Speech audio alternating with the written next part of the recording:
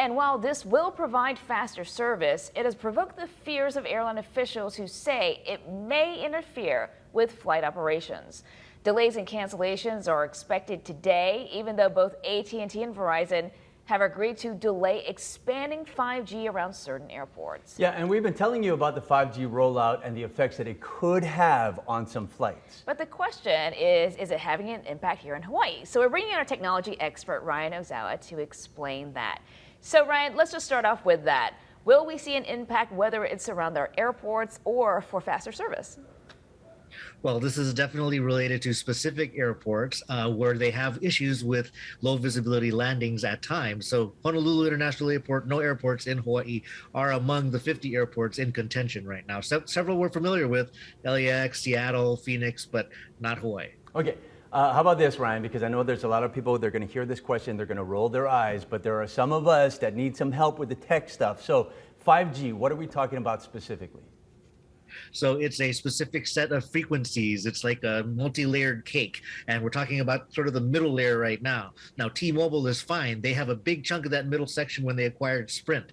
But Verizon and AT&T just have a little bit in each section. And what they want to do is use this spectrum in the middle that they spent $65 million on. But now the airlines are trying to push the brakes on using it because they think it might interfere with their altimeters, their radar altimeters, which tells you how high your airplane is if you can't see out of the plane. Well, Ryan, with everyone carrying phones now and people wanting faster service and wanting 5G, are we going to see that starting today? So in most cities, in most large cities, yes, you will see greater performance on those two networks, AT&T and Verizon, except if you live, within, I think they went for a buffer about 2 miles around runways and approach vectors for major airports in those major cities. We also have a smaller population. I mean, could that be more beneficial to us because there won't be as many people on their phones affecting the airport, or is it all basically about location, where we are, and visibility? Yeah, it's about your proximity to these airports where they might have, especially in the winter, inclement weather landings.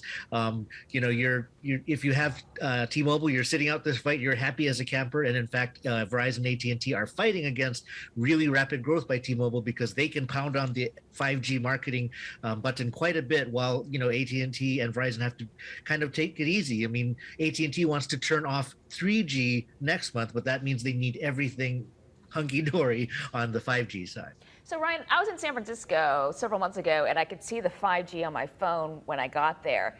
Today, I'm not seeing that on my phone at all, but we have other people in the newsroom who are seeing it. Is that going to be normal? Is that going to last? Is that going to change?